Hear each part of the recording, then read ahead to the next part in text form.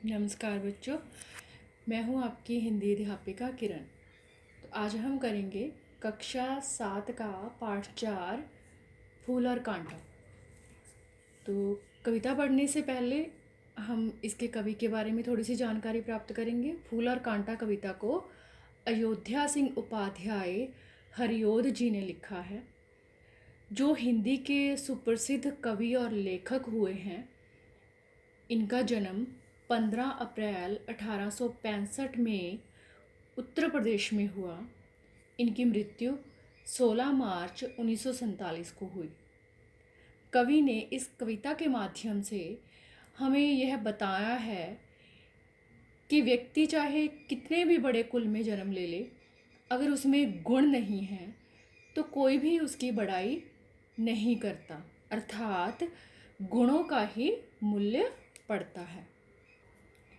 तो चलिए हम कविता पढ़ते हैं। फूल और कांटा। हैं जन्म लेते जगह में एक ही पौधा उन्हें है पालता, रात में उन पर चमकता चांद भी एक ही सी चांदनी है डालता। तो इस सबसे पहले हम इसका प्रसंग देख लेते हैं। प्रसंग क्या होगा? प्रस्तुत पंक्तियाँ फूल और कांटा कविता में से ली गई हैं, जिसको अयोध्या सिंह उपाध्याय हरिओद जी ने लिखा है। इस कविता में कवि ने फूल और कांटे की तुलना की है और उनके स्वभाव के बारे में हमें बताया है। तो कविता शुरू करते हैं, अर्थ शुरू करते हैं पहले पैरे के। हैं जन्म लेते जगह में एक ही, जन्म लेते मतलब पैदा होते, एक ही पौधा है उन्हें पालता, पालता मतलब पालन करता। तो कवि इसमें कहता है कि फूल और कांटा दोनों ही एक ही जगह पर जन्म लेते हैं, अर्थात एक ही पौधा उन्हें पालता है, वो एक ही पौधे पर जन्म लेते हैं, एक ही पौधे पर पैदा होते हैं। रात में उन पर चमकता चांद भी एक ही सी चांदनी है डालता। रात को चांद भी उन दोनों पर अपनी चांदनी एक जैसी ही बिखेरता है, अर्थात प्रकृति ने दोनों को समान रूप से अपना प्रेम दिया है, परंतु फिर भी दोनों के स्वभाव में अंतर है। विशेष कथन क्या होगा? फूल और कांटे का तुलनात्मक वर्णन किया गया है इस पैरे में। भाषा सरल सहज है और भावानुकूल है। पैरा 2। मेह उन पर है बरसता एक सी उन पर हवाएं हैं बही, पर सदा ही यह दिखाता है हमें ढंग उनके एक से होते नहीं। मेह का अर्थ होता है बारिश या वर्षा, और ढंग का अर्थ होता है तरीका। तो व्याख्या इसकी क्या होगी? कवि कहते हैं कि फूल और कांटा दोनों पर एक ही जैसी बारिश होती है। मेह बारिश के दोनों पर जो बारिश है वो भी एक जैसी होती है। एक सी उन पर हवाएं हैं बही, और एक सी हवाएं उन पर बहती हैं, पर सदा ही यह दिखाता है हमें ढंग उनके एक से होते नहीं। परंतु दोनों का सब कुछ समान होते हुए भी दोनों के तरीके और स्वभाव एक जैसे नहीं हैं, अर्थात दोनों का स्वभाव एक जैसा नहीं है, दोनों के स्वभाव में बहुत ही भिन्नता है। विशेष कथन क्या होगा? फूल और कांटे के विरोधी स्वभाव का वर्णन किया गया है। भाषा सहज और स्वाभाविक है। पैरा 3। छेद देता कांटा किसी की उंगलियां, फाड़ देता है किसी का वरवसन, प्यार डूबी तितलियों का, पर कतर भौर का है बेंद देता श्याम तन। छेद का अर्थ होता है चुभ जाना, कांटा हमेशा चुभने का काम करता है। वरवसन का अर्थ होता है सुंदर कपड़े, पर यहाँ पे तितलियों के पंखों की बात की, तितलियों के पंखों की बात की गई है। पर अर्थात पंख। कतर काट देना या फाड़ देना। भौर, भंवरा होता है एक कीड़ा होता है जो फूलों से रस रस चूसता है। बेंध का अर्थ भी फाड़ना या फिर चुभना होता है। श्याम का अर्थ होता है काला और तन शरीर। तो व्याख्या इसकी क्या होगी? प्रस्तुत पंक्तियों में कवि ने कांटे के स्वभाव के बारे में बताया है कि कांटा छेद देता कांटा किसी की उंगलियां, कि कांटा किसी की उंगलियों में चुभ जाता है, फाड़ देता किसी का वरवसन, और किसी के सुंदर कपड़ों में फंसकर उनको फाड़ देता है। प्यार डूबी तितलियों का पर कतर, और प्यार में डूबी हुई फूलों का रस पीती हुई तितलियों के परों को काट देता है। और भंवरे के काले रंग के शरीर को भी बेंध देता है, उसके शरीर में भी चुभ जाता है। अर्थात कि जो कांटा है वो केवल चुभने का काम ही करता है। विशेष कथन क्या होगा? कांटे के स्वभाव का वर्णन किया गया है। भाषा सरल और सहज है। पैरा 4, फूल लेकर तितलियों को गोद में, भौर को अपना अनूठा रस पिला, निज सुगंधी और निराले रंग से, है सदा देता कली का जी खिला।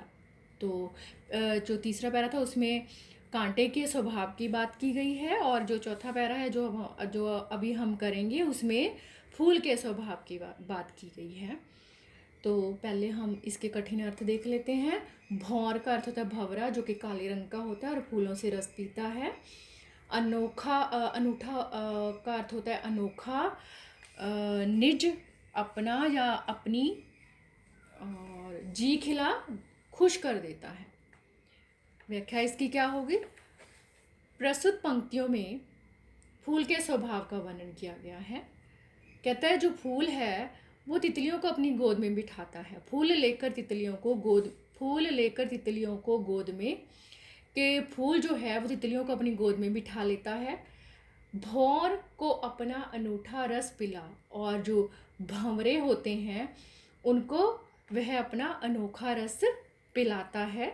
निज सुगंधी और निराले रंग से, और अपनी जो फूल होता है, फूल की जो कलियां होती हैं वो अपनी खुशबू और अपने सुंदर या अनोखे रंगों से, है सदा देता कली का जी खिला।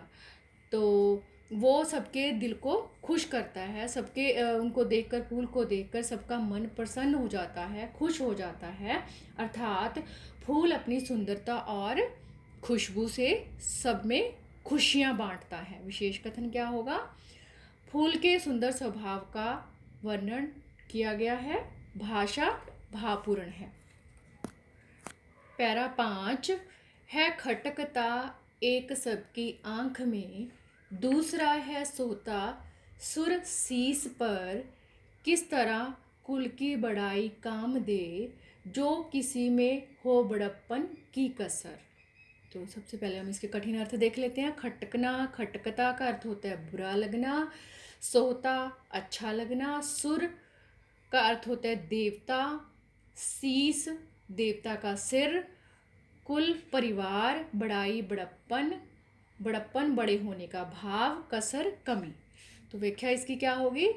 प्रस्तुत पंक्तियों में क्या कहा गया है कि है खटकता एक सबकी आंख में, कि यहाँ पर जो कांटा है वो सबकी आंखों में खटकता है, सबको बुरा लगता है। दूसरा है सोता सुर शीस पर, परंतु जो फूल है वो देवताओं के सर पर शोभा पाता है, अर्थात उसको देवताओं पर चढ़ाया जाता है। अर्थात जो फूल है वो देवताओं को अर्पित किया जाता है, और जो कांटा है वो सबकी आंखों में खटकता है, सबको बुरा लगता है। किस तरह कुल की बड़ाई काम दे, जो किसी में हो बड़प्पन की कसर। कवि इसमें क्या कहता है कि खानदान या फिर परिवार की बड़ाई किस काम की, अगर अपने स्वभाव में ही बड़ेपन की कमी हो, अगर हमारा स्वभाव ही अच्छा ना हो। अर्थात कांटे का जन्म सुंदर पौधे पर हुआ, परंतु उसमें अपना बड़प्पन नहीं होता, इसलिए सबको बुरा लगता है। उसमें कोई गुण नहीं होता, वो सिर्फ चुभने का काम करता है, लोगों को दुख पहुंचाता है, तो इसलिए वो सबको बुरा लगता है। भाव यह है कि व्यक्ति ऊंचे कुल में या परिवार में जन्म लेने से बड़ा नहीं बन जाता, बल्कि अपने गुणों से बड़ा बनता है।